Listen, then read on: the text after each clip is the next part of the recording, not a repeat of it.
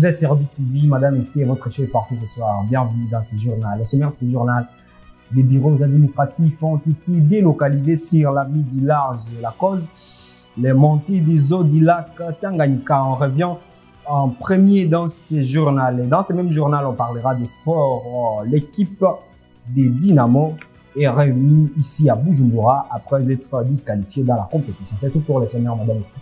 Bienvenue ici de me rejoindre.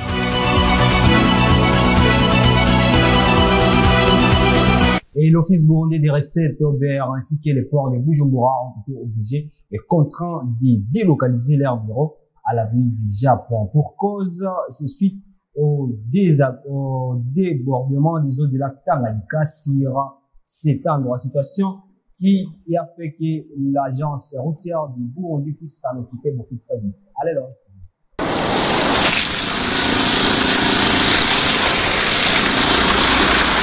Après que les eaux du lac Tanganyika ont débordé de ses rives, précisément sur l'avenue du Japon, ce qui a poussé certaines institutions environnantes, notamment l'Office burundais des recettes ou encore le port de Bujumbura, à quitter l'endroit, des activités d'entretien des rives du lac Tanganyika sont en cours et sont exécutées par l'agence routière du Burundi.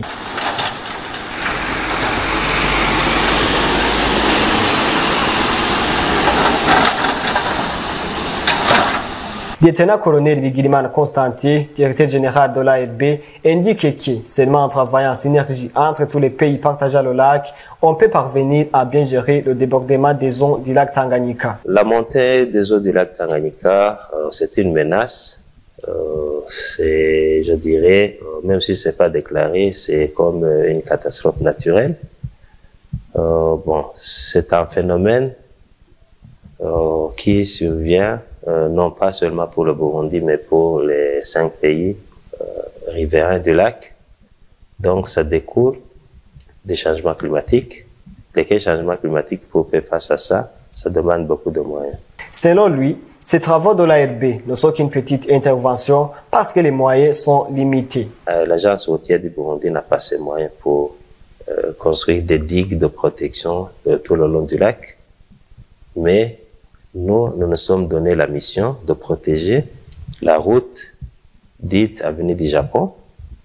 Nous faisons les travaux juste pour la protection de cette route. Nous allons faire déplacer la zone d'impact juste autour de entre 4 et 6 mètres pour protéger les rives de cette route qui est pour le moment en train de subir des, je dirais, des affouillements des eaux du lac. Donc on veut déplacer la zone d'impact pour protéger cette route. Bien sûr qu'il y aura des infrastructures qui sont menacées par la montée des eaux du lac.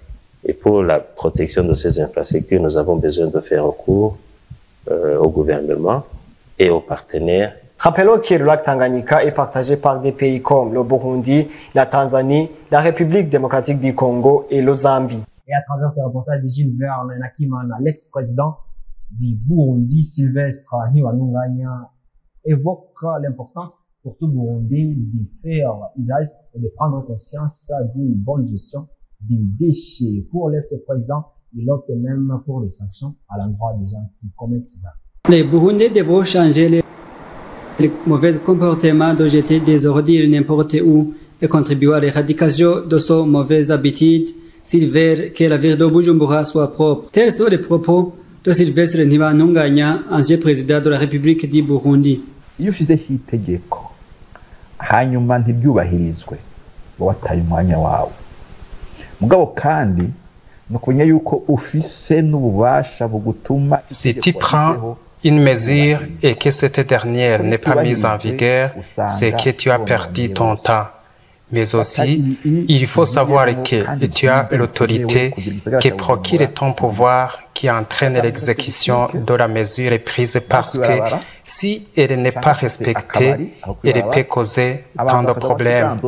Prenons l'exemple de cette campagne d'assainissement de la ville de Bujumbura. Tu peux trouver une boutique ou un cabaret tout au long de la route qui vend des boissons emballées dans des plastiques. Un client, après avoir consommé, il le jette par terre. Donc, c'est un problème majeur.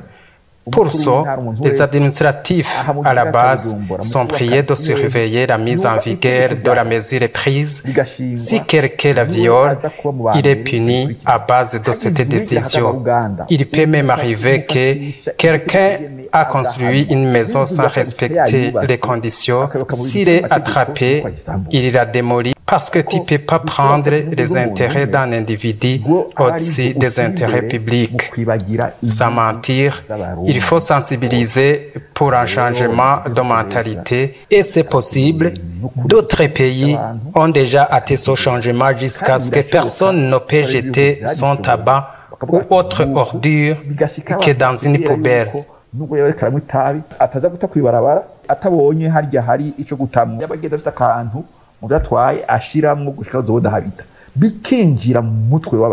Vous saurez que la mairie de Bujumbura a pris une mesure obligeant tous les habitants de la ville que tout citoyen doit faire la propriété devant sa maison. Au cas contraire, ces derniers seront punis. Et l'implication sans précédent des charlatans dans les domaines de la médecine traditionnelle amène certains à douter fort de l'efficacité de cette dernière. Pour certains observateurs, ces guérisseurs ne respectent pas souvent la dose de médicaments qu'ils donnent à leurs patients. Pourtant, d'autres témoignent l'efficacité de la tradie, la qualifiant d'armes égales qu'est la médecine moderne. Elvis Williams. Les médecins traditionnels non compétents, manque de plantes médicinales, sont parmi les obstacles que rencontrent ceux qui utilisent la médecine traditionnelle, bien que la médecine traditionnelle est reconnue par le ministère en charge de la santé au Burundi, comme le signale Habyarimana Béatrice, médecin traditionnel. Ino mu Burundi amashamba ni make. Birasaba yuko baza gusoroma mu gihugu kibanye ca Tanzania n'ahandi hakira amashamba bivanye naho umuntu yigiye. Nous sommes obligés de chercher les plantes en Tanzanie ou ailleurs car il y a peu de forêts ici au Burundi. Tout dépend de là où tu as reçu la formation. Pour que ces plantes parviennent ici, c'est difficile car on n'accorde pas d'importance à ces plantes médicinales. D'autres obstacles, certains médecins traditionnels n'ont pas été formés. Ku bantu nyene uca usanga baza gukora ivyo batazi. Il arrive qu'un malade ait prescrit un médicament par ces derniers. Ils ne savent même pas les modes de conservation de ces médicaments, car il est interdit de les exposer au soleil. S'il n'est pas guéri, il perd la crédibilité à la médecine traditionnelle.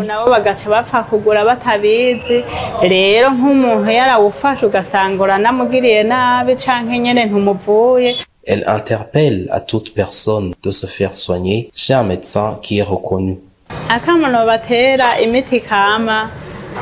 La médecine traditionnelle guérit.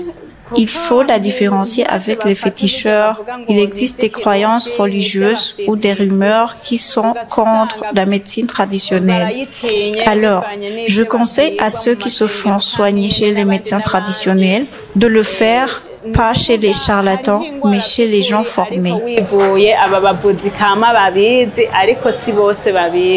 Vous saurez que la médecine traditionnelle ne présente pas d'effets secondaires par rapport à la médecine moderne. Et en sport, après leur disqualification dans la compétition basketball Africa League 2024 qui se déroule actuellement à Pretoria, la fin du site, les fils du pays, les poulains des Julien Chénion ont été accueillis cet après-midi à l'aéroport international Melchior Ndadaye. Alain Loris Nebosi était sur place et nous donne les détails. Après avoir réussi les deux tours préliminaires dans le football en Tanzanie et la balle Elite 16 en Afrique du Sud, le club Dynamo a décroché le ticket pour la Basketball Africa League 2024, ce qui a provoqué une grande satisfaction pour les amateurs du basketball burundais. Le club Dynamo a enchaîné avec des préparatifs intenses en vue de la balle proprement dite. La preuve en est de sa première victoire lors de la balle 2024 contre les Cape Town Tigers, 10 différences de 13 points.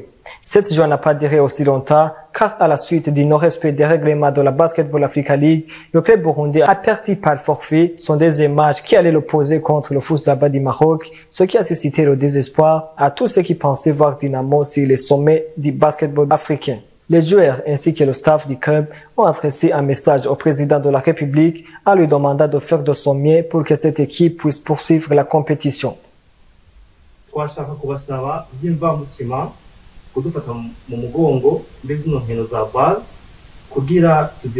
Il faut donc que nous voudrions vous demander de nous soutenir pour que nous puissions continuer cette compétition et la gagner. Cela portera le drapeau national et nous échapperons au lot de sanctions qui nous attendent. Nous vous remercions de votre apport au basketball burundais.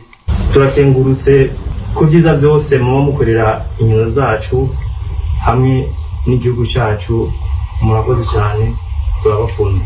Cette demande a été sans effet car après quelques heures a surgi la déclaration officielle d'Amadou Galofar, président de la BAD, décida d'éliminer précocement le club Dynamo de la BAD 2024. À cet effet, c'est aujourd'hui 14 mars 2024 que la délégation du club a été accueillie par les supporters à l'aéroport Mekundadaye alors que la compétition de conférence Kalahari prendra fin le 17 mars prochain. La participation dans la BAD est un honneur pour le pays, mais aussi pour le club participant. L'image du pays est redonnée à l'étranger, le niveau du basketball burundais s'améliore, le Burundi bénéficie des devises, les joueurs participants y gagnent des fonds, et là, il y contribue à la vision du président de la République du Burundi, stipulant que chaque bouche ait à manger et chaque poche de l'argent. C'est décourageant que les rêves de ces garçons soient suspendus en cours de route. L'histoire retiendra que le club Dynamo a été la première équipe burundaise à participer dans la BAD.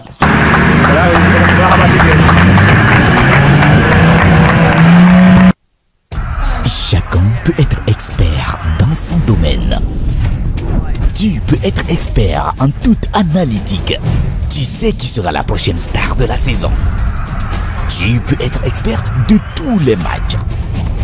Tu es un expert en statistiques ou en opinion des autres. OneXBet t'aidera à démontrer ton expertise. Exprime-toi.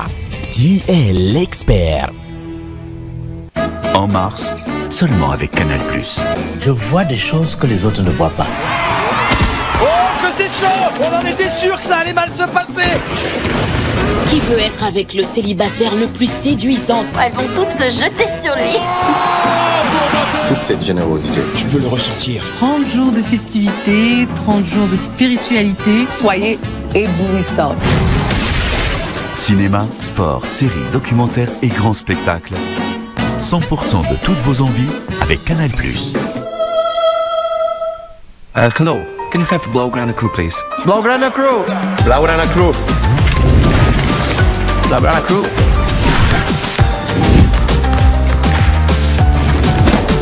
Here is the Blaugrana Crew. Rejoignez le Blaugrana Crew, participez à la promotion et gagnez des prix offerts par OneXBet et le FC Barcelone.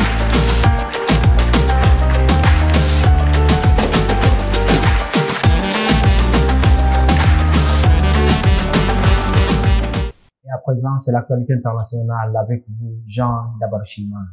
La Chambre américaine des représentants a adopté ce mercredi le 13 mars une proposition de loi qui prévoit l'interdiction de TikTok aux États-Unis si le réseau social ne coupe pas le lien avec sa maison mère ByteDance et plus largement avec la Chine. La société a nié à plusieurs reprises avoir transmis des informations aux autorités chinoises et assuré qu'elle refuserait toute requête éventuelle à ce sens. Le texte de loi adopté à une large majorité de 352 voix sur 432 élus n'interdit pas TikTok, a fait valoir le chef de file des démocrates à la Chambre des représentants. Le président américain Joe Biden a déclaré qu'en cas d'adoption au Sénat, il promulguerait ce texte connu officiellement sous le nom de la loi sur la protection des Américains contre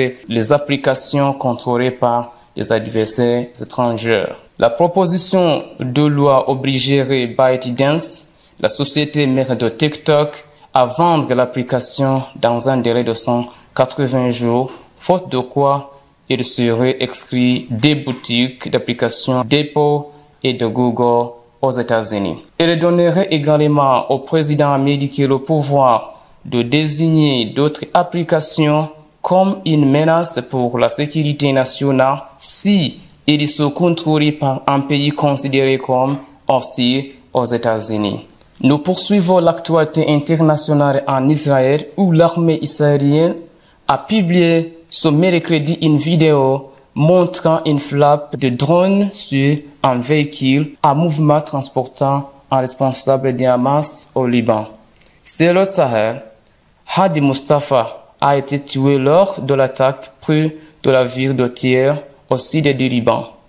Une autre personne aurait été tuée lors de la frappe. Le groupe palestinien Hamas aurait déclaré à Reuters que Hadi Mustafa en était membre mais pas un haut responsable et qu'il est venu du camp palestinien voisin de Rachid, une version démentie par les Israéliens qui affirme que l'homme était un agent important et responsable des attaques contre les Israéliens et les Juifs dans le monde entier. Cette frappe intervient un jour après que le haut responsable du Hamas, Khalid al-Hayy, a rencontré le chef du Hezbollah, Hassan Nasrallah, à Beyrouth et quelques jours après l'échec des pourparlers entre le Hamas et Israël en vue d'une trêve dans la guerre à Gaza à l'approche du mois sacré du Ramadan. Les États-Unis et d'autres gouvernements continuent de se démener pour empêcher la guerre en cours dans l'enclave palestinienne de se propager au Liban, alors que les militants Hezbollah et l'armée israélienne continuent d'échanger de tirs. Merci professeur Journal, madame ici, merci de l'avoir suivi avec intérêt. Tous ces reportages, c'est à retrouver dès que vous voulez aussi ce journal sur notre chaîne @BTV Burundi. D'ici là, portez-vous bien, prenez soin de vous et de vos proches car demain c'est de vous. On se retrouve très vite.